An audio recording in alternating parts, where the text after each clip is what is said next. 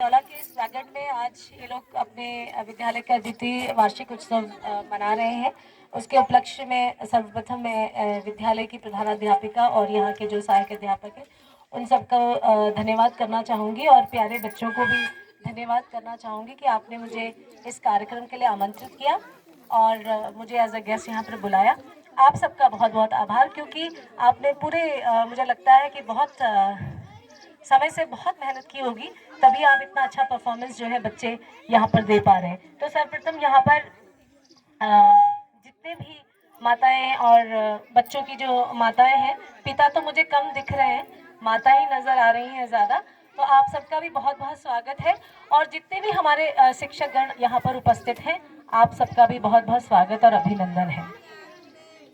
अभी as a parents जितने यहाँ पर बैठे हैं, मैं कहना चाहूँगी कि आज का दिन बहुत ही इम्पोर्टेंट है आपके लिए, क्योंकि कल बच्चों को जो उन्होंने पूरे साल भर मेहनत की है, तो परीक्षा फल भी शायद आपने डिक्लेयर किया होगा और आपके बच्चे पास हो गए। जो कक्षा 5 में है वो कक्षा 6 में गए हैं और कक्षा 1 में नवीन प्रवेश हुए हैं।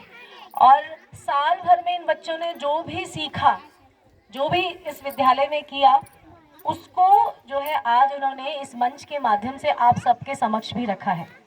निश्चित तौर पर ये बच्चे किसी से भी कम नहीं है। इतना अच्छा इनका कॉन्फिडेंस लेवल है, इतना अच्छा इनका आत्मविश्वास है। और जितना आप लोग समझ पा रहे होंगे, क्योंकि उन्होंने अंग्रेजी में भी बहुत सारे कार्यक्रम दिए, कुछ पेरेंट्स मुझे लगता है समझ पा रहे होंगे, कुछ नहीं भी समझ पा रहे होंगे, लेकिन जो उनका थीम था, जो उद्देश्य था, जो बताना चाहते थे, समझाना चाहते थे, वो कर पा रहे थे। तो इसमें जो है हमारे टीचर्स की जो मेहनत है, और यहाँ पर मैंने सुना है, देखा भी है, आंगनवाड़ी कार्यकर्ता भी बहुत ही एक्टिव है, तो उनके बच्चों ने भी यहाँ पर परफॉर्मेंस किया, वो भी बहुत काबिल तारीफ है।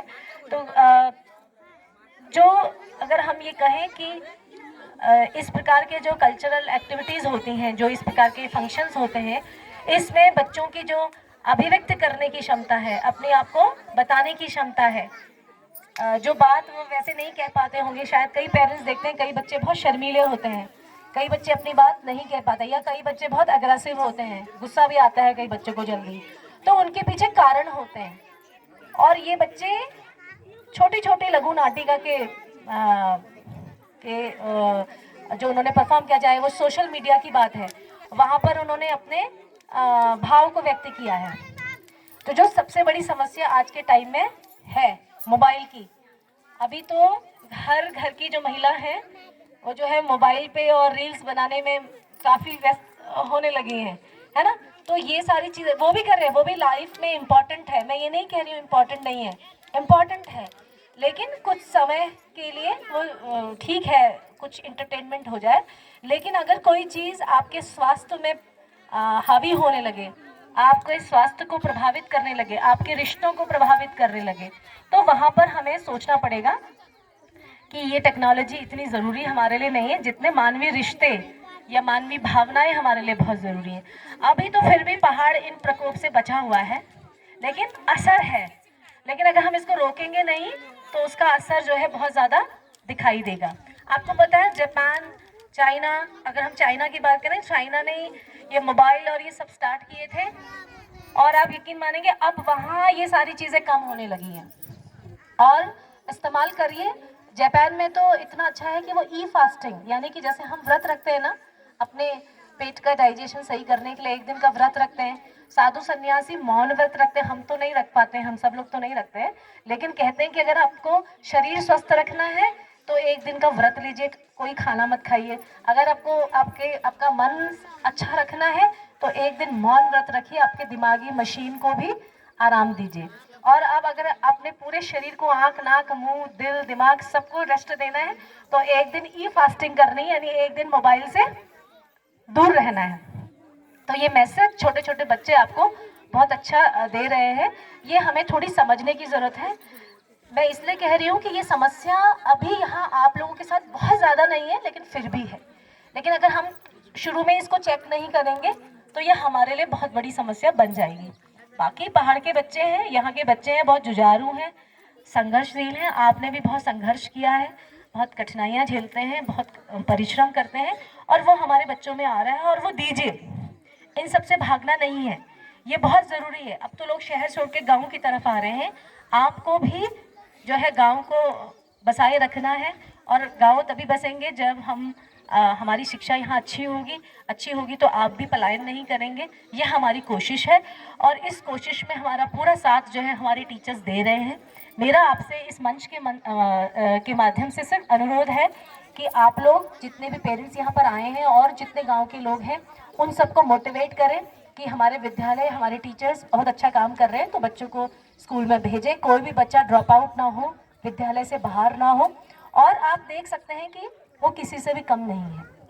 तो हमारे सिस्टम पर, हमारे सरकारी सिस्टम पे आप थोड़ा विश्वास रखें और अपने बच्चों को यहाँ विद्यालय में जो है प्रवेश कराएं, कक्षा 1 में भी और कक्षा 3, 4, 5 जहाँ पे भी अगर किसी के बच्चे 1 या 2। मैंने ये भी देखा है कई बार क्या होता है, मैं इसलिए ये बात कह रही हूँ क्योंकि आपको सोचना पड़ेगा इस पर कि कई बार कई फैमिलीज़ में होता है, बेटियाँ हैं तो सरकारी स्कूल में डाल देते हैं, बेटा है तो उसको गवर्नमेंट स्कूल में डाल देते हैं, वो प्राइवेट स्कूल में डाल देते हैं।